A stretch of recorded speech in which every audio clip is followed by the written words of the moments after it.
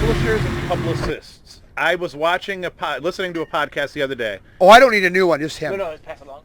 Oh, do you want this then? No, I'm good. Oh, here. Well, I'm good. I didn't open that one yet, so I'll take the one that you Here, just put opened. that back in there. So I'm not quite done with mine publishers yet. and publicists, are they the worst thing? Like, you look at entertainment now, and you look at how the gatekeepers are kind of taken out of the mix now, and now so many people are going directly to YouTube, finding people. Self-publishing. And one of the things they were talking about was, back in the old days, the people who were making the content thought that everybody wanted clean.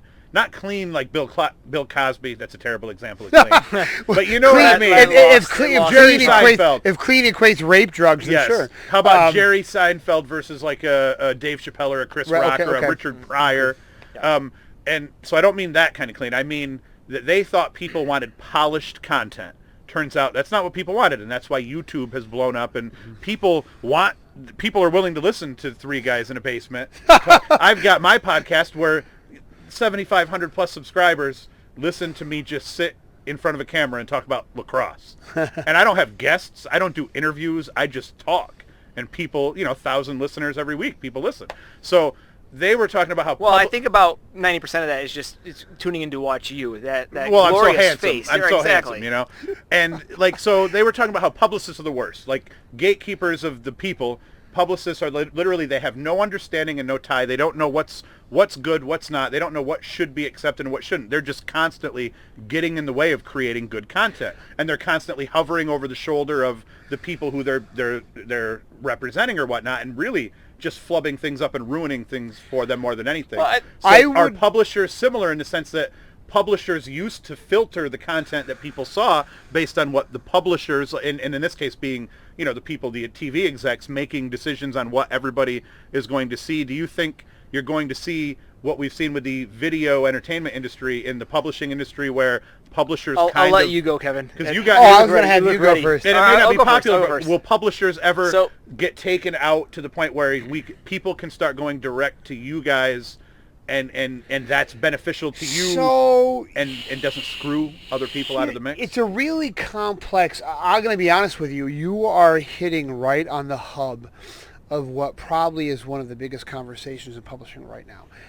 You just talked to two authors about the publishing market, and this is one of those things that we could have our own... Okay, I knew it was going to be good. In brief, before we move on to our third movie, it's a really complex issue, and I'm going to say some things without naming names. I think that, first of all, I remember when ebooks first came out, and everyone's like, "Oh my God, the print book is dead." Oh, no, the print book's not dead. And then people were like, "Oh, power to self-publishing, power to small press. The big five are going to die." Nope. No, the big five are not going to die. But I think that first of all, I think it is too complex of an issue. I know folks that work with the Big Five, and they're absolutely over the moon. It all depends on who you work with. I know people who are published with the Big Five, and they're absolutely over the moon with their editor, with their publicist. They couldn't be happier. Then I know people who have been, this is what they call it in the book publishing industry, I know people who've been orphaned like 3 or 4 times. And what that happens is an editor buys your book and then starts working with you to develop your book. Oops, this editor has now been fired. Now you're assigned a new editor that doesn't know anything about you or your book. They get to know that editor. Oops, this editor has been fired again, so now you've been orphaned a second time. So, that's happened to several people. I know some writers, and I'm going to name drop one right now. Oh, crap, I can't remember his name. You dropped it, that's why. Yeah, I did. You lost it. It's in the couch. The name is down here. Shoot. Anyway, I know some authors. Now you're making too much love to the Chuck mic right Tingle. now. Yeah, the author's name is Chuck Tingle. No, it isn't. It's I can't remember his name. Oh God, I haven't read it. Anyway, I know a lot of authors who have shopped their books around to every New York publisher. Had every New York publisher say, "Really, really great. We're not interested," and then finally said, "Screw it. I'm going to self-publish," and they made bank by self-publishing. I think it is really a very complex issue. What it boils down to is that every writer's experience is going to be different, and that really, like for example, self-publishing sounds great, But the best thing I ever heard anyone say, and this was said by horror author Nicole Cushing, where Nicole said, you need to consider self-publishing like it's a small business. Mm-hmm. If you don't have a budget plan, if you don't have expendable cash, if you don't have a marketing plan, it's not going to work for you. Yep. Okay, and that's where that's the reason why I decided never to self-publish, because I don't have that expendable cash. I don't have a head for figures. I know some people who will die hard, small press, and that's all they're going to work with. And I'll be honest with you, there's a lot of advantages. For example, I have a friend. I'm not going to name them because this is where it gets dicey. You dropped it. This is a different friend who. This is where it gets dicey because you don't want to start talking. But I have a friend who wanted to publicize. They're with one of the big publishers.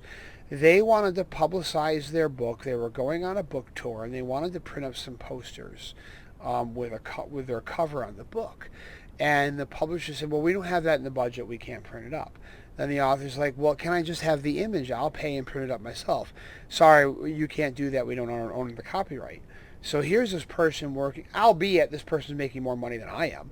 And but he's being told by his publisher, we don't have the money in the budget. Sorry, you can't use that image because it's copyrighted. Where I can email my publisher. There's a poster in my book right there on the wall. I can email my publisher and say, "Hey, can I print this up so I can use it for a signing?" And Joe Mindhart at Crystal Lake. Now I'll name drop him because that's fine. Joe Mindhart at Crystal Lake will be like, "Absolutely." Joe Mindhart. I'll say to Joe, "Hey Joe, can I have copies of my ebook copies so I can give away free for promotions?" Joe will be like, "Here they are." Now, do I make a lot less money with Crystal Lake because they're smaller and they're small press? Absolutely. And because they're named after a lake from a horror movie? Actually, I did some research from that. They're not. Not. Crystal Lake has a local. So Crystal Lake Publishing is actually based out of South Africa. And that's what I heard someone once say, like, oh, aren't they going to get sued? Because, first of all, I looked that up. Crystal Lake actually exists. And down in South Africa, I think it was the area of some murder or something like that. So it actually has no ties to the Crystal Lake. Everyone hears Crystal Lake Publishing, Yep. and they think of Friday the 13th. Yep. But that's not why they named it that. There's actually a Crystal Lake they named it after. But they'll. Joe is great as a small press publisher. He'll throw his back behind everything. He'll say, sure, I paid money for that image, so you can go ahead and use that image however you like. Whereas in my friend who's got the big publisher, and again, albeit he's getting more money than me, he's getting bigger advances, he's certainly, I'm sure, making more money than I am, his hands are tied. Whereas with the cover artist for all of my books, his name is Ben Baldwin. Definitely, if you want to, Ben Baldwin, he's from the UK, does wonderful work. He reads all of my books, and then we go back and forth and say, well, Ben, I've got this idea for the cover. This is what I was thinking. And he's like, yeah, it's a really good idea. I really get that vibe. And he'll send me all the sketches, and then I'll offer, feedback. And at the top level, you don't get that. But the top level is getting paid more. So I really think... And that's in any business. Like, yeah, in my experience, yeah. when I used to do, like, big agency SEO, where we were working on campaigns for, like, Britney Spears and Mariah Carey. Right. And that was terrible. You couldn't say anything without running it past legal. Yep.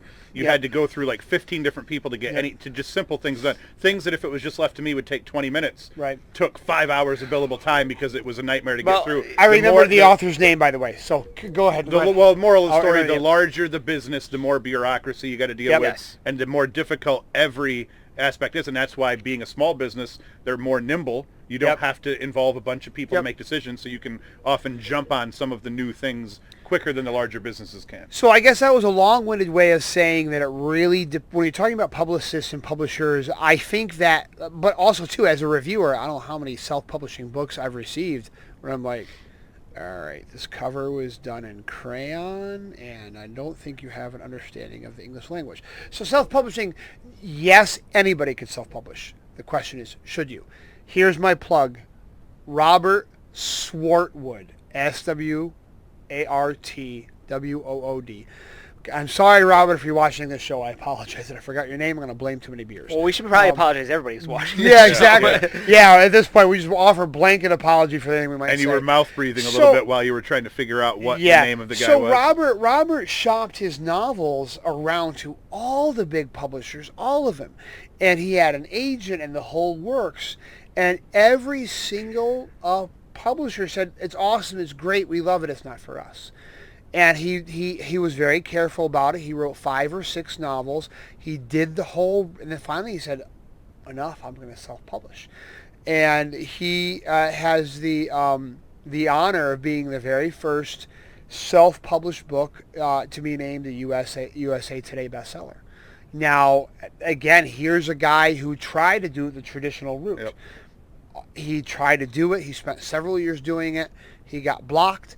And now he's writing full-time. I think he's also editing too, so he's not purely writing full-time. He does editing services and things like that.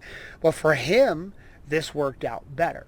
You know, for someone like me, I don't have the means to self-publish, so working for a small publisher like Crystal Lake or working for Cemetery Dance, because they have 2 books that will be coming out through Cemetery Dance, who also publishes Stephen King, by the way. But that works out better for me because I'm more than willing to give a publisher cut to buy that great cover art, to do all the editing that I don't want to do. And I'll say I feel like I've rambled on way too long, so that's your turn, Chuck. Well, this is a topic that We'll cut half of that. You can get authors going for hours on this. It's very easy to pick out a few examples and say, oh, look at this, the publisher screwed up on this. Yep. But more often than not, they're going to get it right. And by that I mean the average author who's published with a big publishing house, something like that, or like a top tier small press, is probably better than the average author self-publishing. There are great self-published authors, but there's also no crowd control. Yep. So when the publishers come in there, and they're going to miss some. They're going to miss a few examples. You might have someone like Robert Swartwood. Swartwood. So, once again, Robert, so sorry. Yeah, sorry. The honest answer for some of those publishers and those editors might be, this is fantastic, but we're really not the right person. And that might be completely accurate. They're not the right team for you. Go ahead and work with someone else. Yep. So, yes, I mean, the story gets brought up often with, like, J.K. Rowling, for example, went from publisher to publisher before finally settling in there, and everybody missed out. But for every J.K. Rowling story, there's 10,000 examples of people that aren't J.K. Rowling. Yep.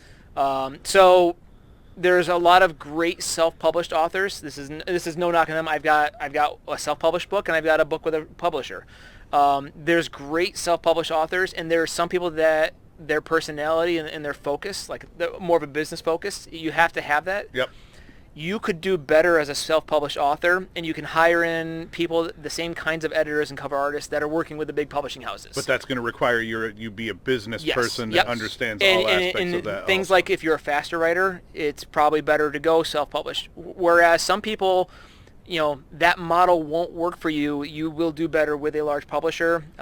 Publishers will click with certain authors. It could just be a matter of luck. So we can point out and say, oh, this publisher missed out on this one great author, but they also rejected 500 terrible authors same week. Yep. Or people that are going to be great someday, but they're not ready yet. And you also, the publishers are going to walk that fine line between what's actually good and what's commercially viable also, because that's where you end up with Twilight, or where you end up with, because I'll tell you what, the biggest mistake of the Hunger Games and the way that it was marketed, the Hunger Games was a great book. Did you guys read sadly? Yep. I mean, that's young adult fiction. Yep, I've read it. But Yep. they were incredible books. Easy reads, great reads. And then you're dealing with Twilight being marketed the same way, and they were not. It was not the same thing. But publishers were trying to kind of capture the teeny bopper young adult fiction crap from that. And then the other example of commercially viable but terrible is what's the lady porn that everybody loved? 50 Shades, which is